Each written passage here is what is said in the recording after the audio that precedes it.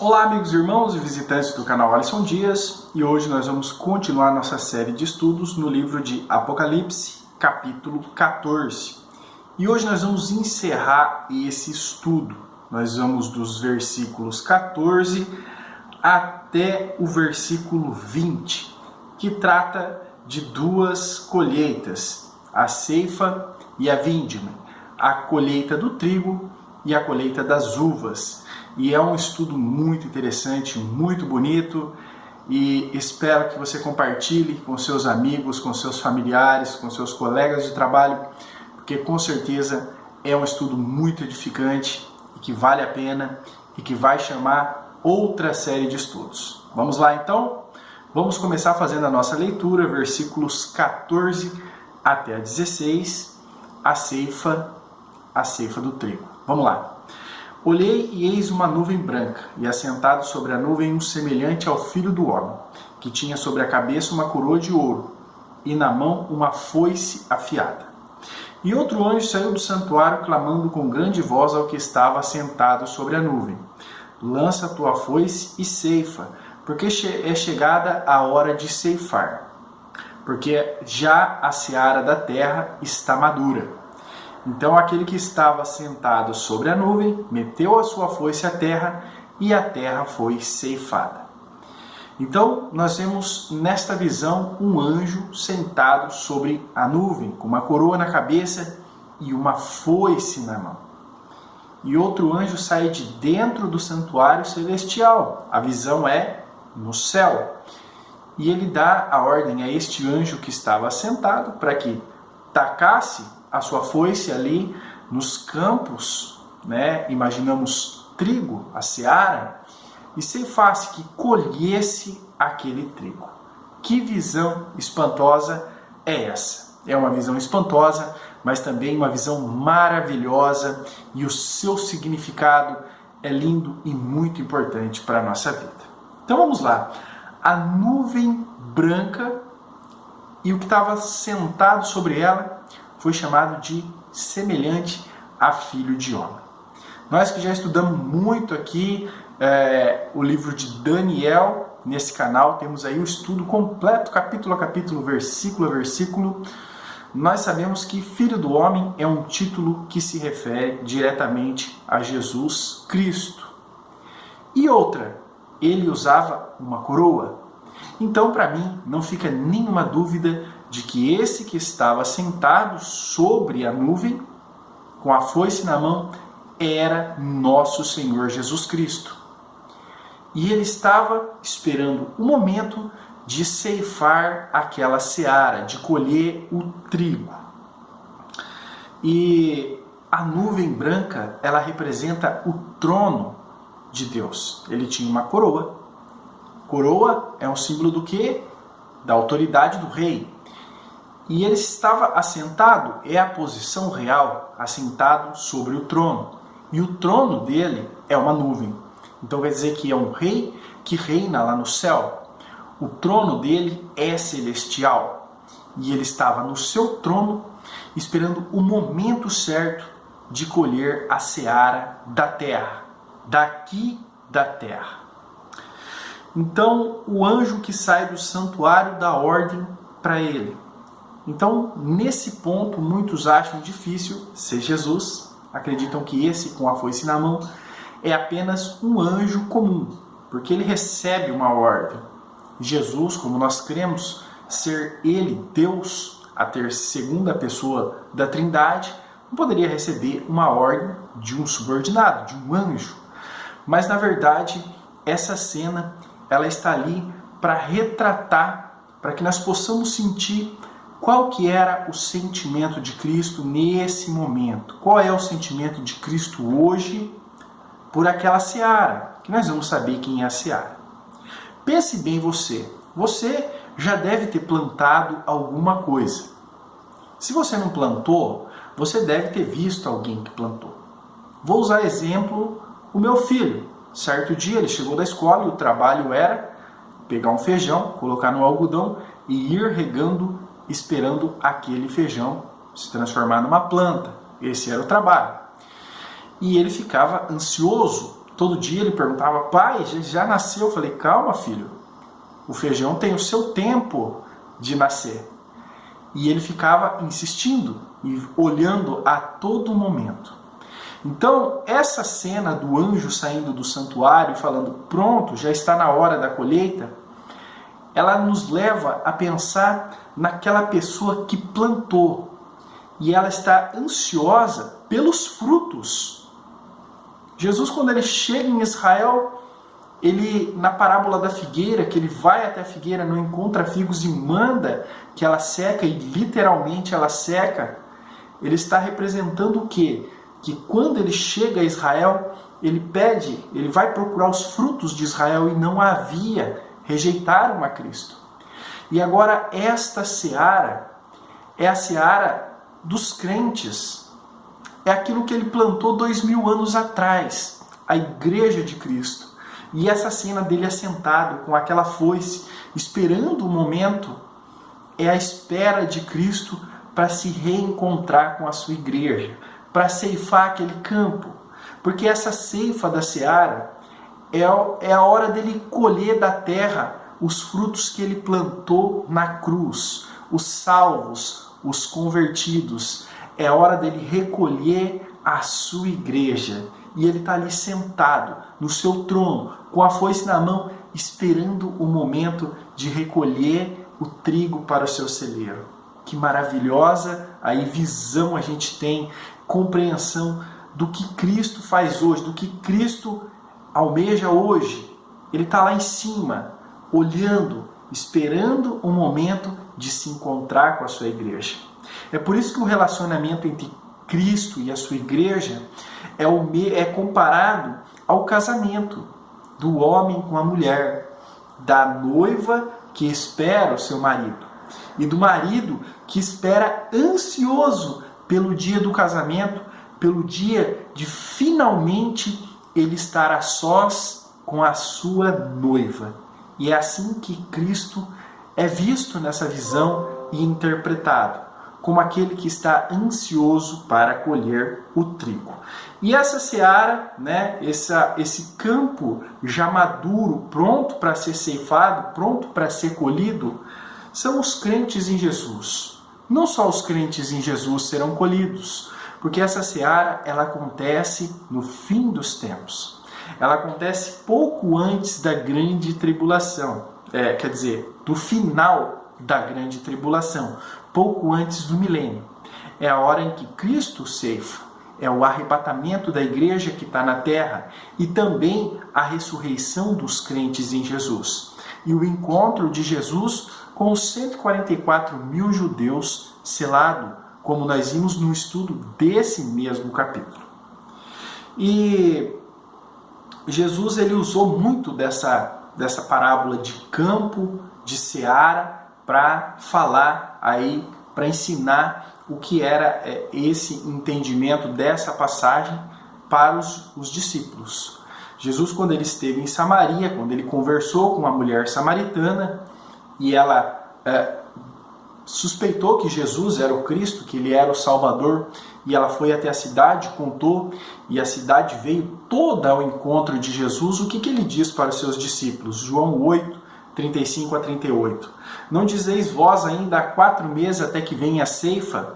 Ora, eu vos digo, levantai os vossos olhos e vede os campos, já estão brancos para a ceifa. Quem ceifa já está recebendo a recompensa e ajuntando para a vida eterna, para que o que semeia e o que ceifa juntamente se regozijem. Porque nisto é o verdadeiro ditado, um é o que semeia e o outro é o que ceifa. E eu vos enviei a ceifar onde não trabalhaste, outros trabalharam e vós entraste no seu trabalho. Então o trabalho era da casa de Israel, mas ela rejeitou a Cristo e foi passado para nós gentios, a igreja de Cristo, esse trabalho de semear. Então o crente ele semeia a boa semente, ele joga a semente. O Espírito Santo encontra aquela semente no coração do pecador e ele faz germinar, faz crescer. E no fim dos tempos, nos últimos tempos, Cristo vem para colher os crentes em Jesus, os convertidos, aqueles que foram salvos. E é muito interessante você pegar essa referência da seara e você lembrar das festas judaicas. É algo que eu vou estudar com mais profundidade em vídeos futuros, tá? E uma das festas é a festa da primícia. E nessa festa da primícia, quando os campos já estavam prontos para a colheita, era retirado um molho, um fechinho daquela plantação e levado para o sumo sacerdote. E o sumo sacerdote apresentava aquilo no templo, a primeira oferta a Deus. E Cristo, ele foi essa primeira oferta. Quando Cristo morreu na cruz, ele foi esta primeira oferta de todo esse campo que é o mundo todo. Ele foi a primeira oferta. E assim como ele foi uma oferta agradável ao Senhor, agora no fim dos tempos, essa colheita dos crentes também é uma oferta ao Senhor. E assim como Cristo foi oferecido na morte e ressuscitou, assim também aqueles que creem nele, nesse tempo serão ceifados, serão ressuscitados, serão juntados no celeiro de Cristo para estar sempre com eles. Não é uma notícia, uma mensagem maravilhosa? E Paulo, ele fala exatamente isso em 1 Coríntios capítulo 15, 20, que ele diz: mas na realidade Cristo foi ressuscitado dentre os mortos, sendo ele as primícias do que dorme. Então ele foi a primícia, ele foi o primeiro, e depois somos nós. E essa ceifa, essa metida de foice na seara, é o dia de recolher os crentes para junto dele, no final da grande tribulação. E os crentes, o que eles devem fazer? Trabalhar arduamente para essa seara. Os crentes devem procurar fazer com que essa seara ela produza cada vez mais frutos. Mateus 9 a 36, de 9, 36 a 38, Jesus fala para os discípulos: rogai, pois, ao Senhor da seara que mande mais trabalhadores. E os crentes hoje estão pregando o Evangelho, estão trabalhando para Cristo, aumentando a produção da seara. E esse é o dia da colheita.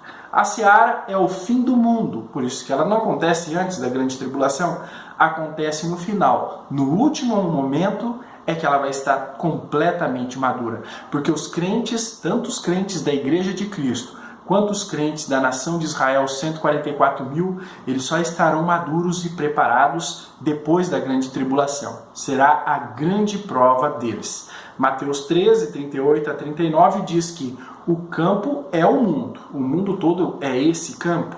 A boa semente são os filhos do reino, aqueles que hão de se salvar. E o joio são os filhos do maligno, aqueles que estão no meio do campo misturado, parecendo trigo, mas não são. O inimigo que o semeou é o diabo. A ceifa é o fim do mundo e os ceifeiros são os anjos. Então Jesus, ele dá ordem. E ele fala: recolha os que são meus. Os que não são meus, deixa aí para que sejam queimados. E Jesus conhece os seus. Assim como nós estudamos essa semana mesmo, João capítulo 10, Jesus diz: eu sou o bom pastor, eu conheço as minhas ovelhas e as chamo pelo nome, e elas me conhecem e ouvem a minha voz. Então Jesus, ele dá a ordem no final da grande tribulação aos anjos para recolher os que são seus, e os que ficarem serão joio e palha. Estes serão queimados em fogo inextinguível. Muito bem, e nesse tempo o joio será separado do trigo. É aquela parábola do joio e do trigo, que o trigo e o joio crescem juntos. Hoje, há crentes, cristãos da igreja verdadeira e da igreja apóstata crescem juntos. Hoje, judeus apóstatas e judeus messiânicos que aceitaram a Cristo crescem juntos, todos misturados. Eles se confundem, mas nesse tempo serão separados. Esse é o tempo de separar o joio do trigo. E nessa ceifa, somente o trigo, somente as primícias de Cristo é que serão recolhidos. Os demais ficarão para ser queimados em fogo inextinguível. E isto trata a segunda parte desse estudo, dos versículos 17 a 20, a vindima. Vamos ler aqui, Ainda outro anjo saiu do santuário. Continuando aquela visão, agora ele vê outro anjo saindo de dentro do santuário, que está no céu, o qual também tinha uma foice afiada. E saiu do altar outro anjo que tinha poder sobre o fogo, e clamou com grande voz ao que tinha a foice afiada, dizendo: lança a tua foice afiada e vindima os cachos da vinha da terra, porque já as suas uvas estão maduras. E o anjo meteu a sua foice à terra e vindimou as uvas da vinha da terra, e lançou-as no grande lagar da ira de Deus. E o lagar foi pisado fora da cidade, e saiu sangue do lagar até os freios dos cavalos, pelo espaço de 1.600 estádios. Esta também é uma colheita. Esta não é uma colheita no campo, uma colheita de cereais, uma colheita de trigo.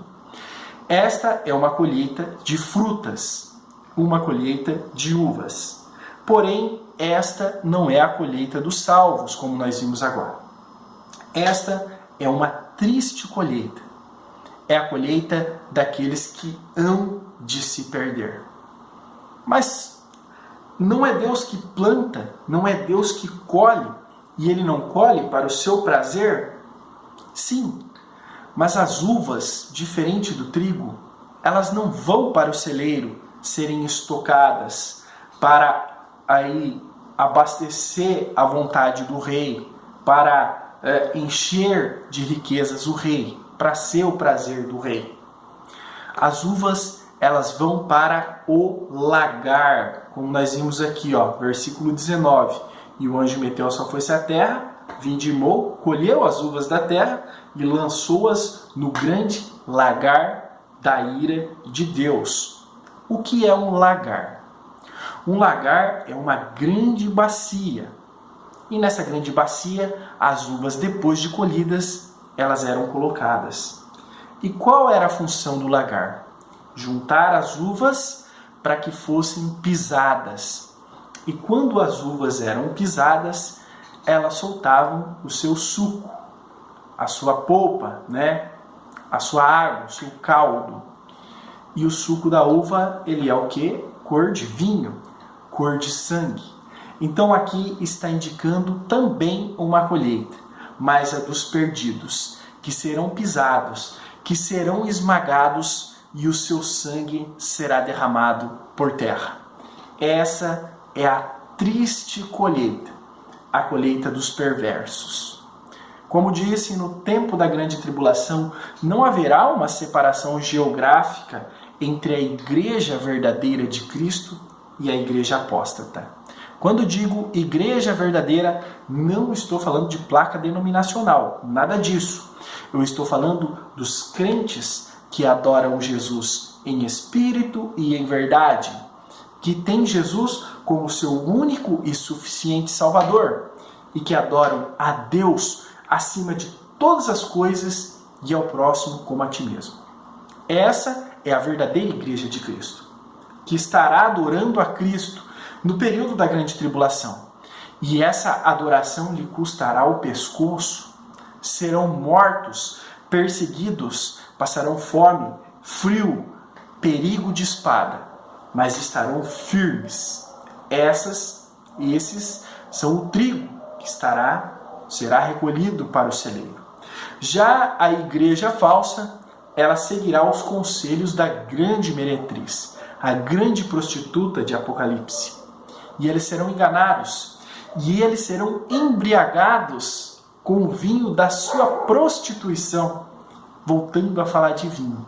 Beberam o vinho da prostituta, e agora eles mesmos serão usados para vinho. Olha que referência. Muito bem. E fala aqui que saiu um anjo, que tinha, versículo 18, saiu do altar outro anjo que tinha poder sobre o fogo. Que anjo é esse que tinha poder sobre o fogo?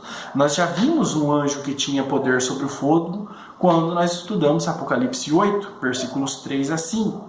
Vamos relembrar.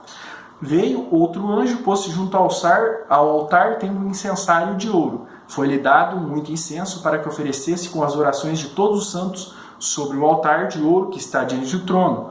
E da mão do anjo subiu diante de Deus uma fumaça do incenso com as orações dos santos.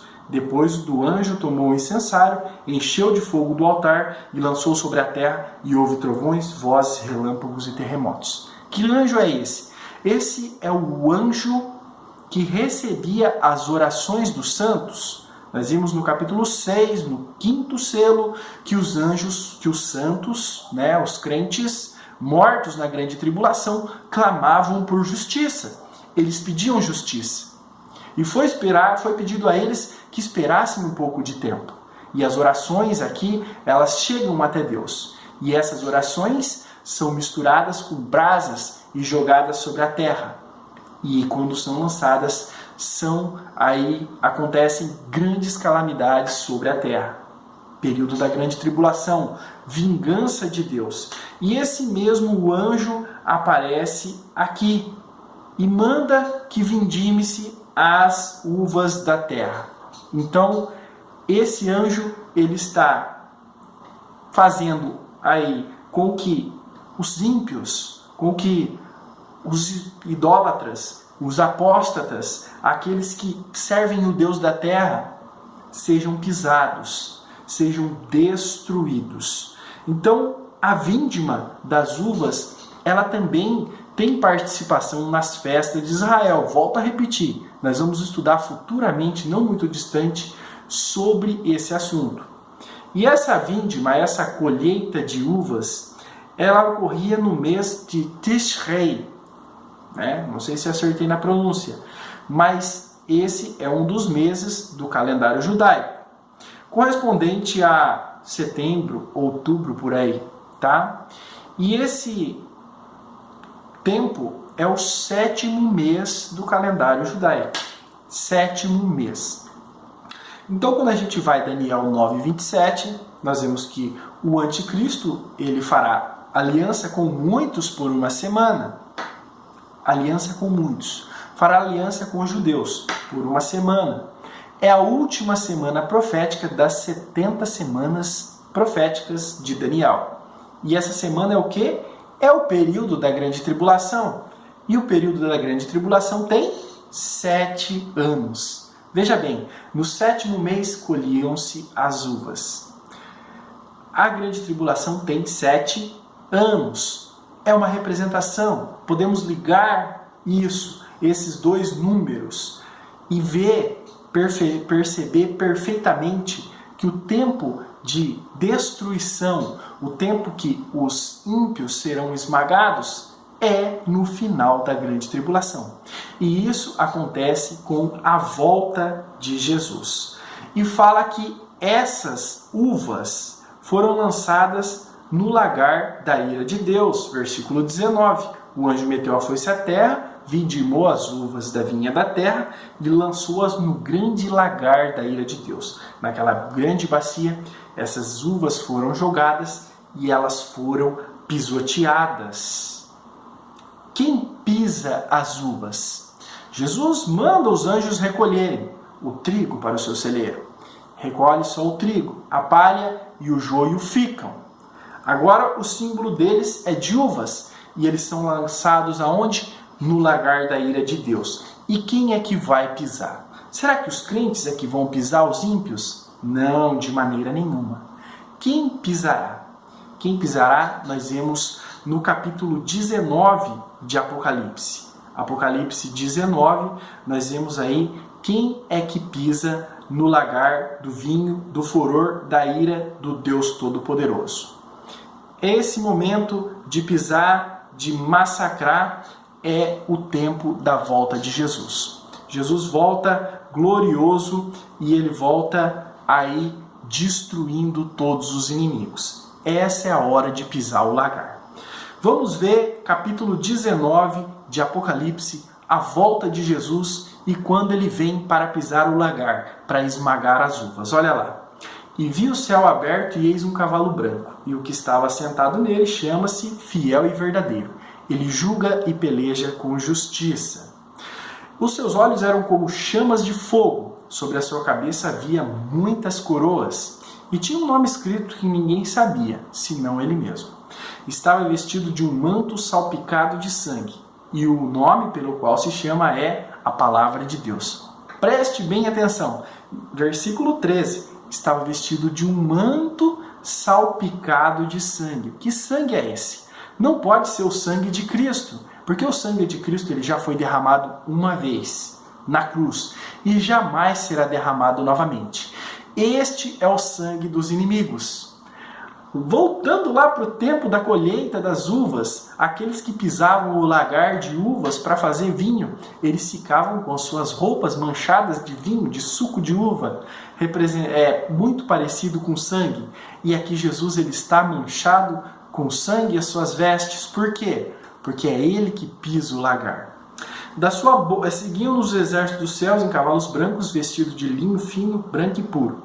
Da sua boca saiu uma espada afiada para ferir com ela as nações. Ele as regerá com vara de ferro. E ele mesmo é o que pisa o lagar do vinho, do furor, da ira do Deus Todo-Poderoso. No manto, sobre a sua coxa, tem escrito o nome: Rei dos Reis, Senhor dos Senhores. É de arrepiar. É algo maravilhoso, é uma visão espantosa. Nosso Senhor Jesus Cristo, o que Ele faz? Ele mesmo pisa o lagar do vinho, do furor, da ira do Deus Poderoso. E Ele destrói todos os inimigos. Ele mesmo, Ele é o que pisa. Ele é o que destrói todos os inimigos. Às vezes na vida nós somos tentados a querer combater com os inimigos. Às vezes nós odiamos aqueles que praticam o pecado. Às vezes nós queremos fazer justiça com as nossas próprias mãos. Para nós crentes, esta mensagem ela é linda e maravilhosa. Nós somos a seara de Jesus. E por mais que soframos nessa terra, sabemos que Ele foi as primícias. Ele foi o primeiro molho que foi tirado dessa seara. Quando você corta uma planta, é claro que ela morre. Ele morreu, mas ele ressuscitou. E ele foi o primeiro, ele foi a primícia. E nós também fazemos parte desse grande seara, desse grande campo que já está maduro, pronto para a colheita. E se ele foi colhido para o celeiro de Deus, nós que somos dele também seremos. Aqueles que praticam o mal, aqueles que não querem fazer parte da seara de Deus, aqueles que querem continuar fazendo parte da vinha do mundo, estes, no devido tempo, serão pisoteados. Sejam grandes, sejam pequenos, sejam ricos, pobres, escravos, donos de escravos, poderosos ou fracos. Não importa. Todos aqueles que rejeitaram o plano de Deus para a sua vida serão pisados. E Jesus mesmo os pisará no fim dos tempos. Muito bem. E ainda diz o seguinte aqui no último versículo. Versículo 20.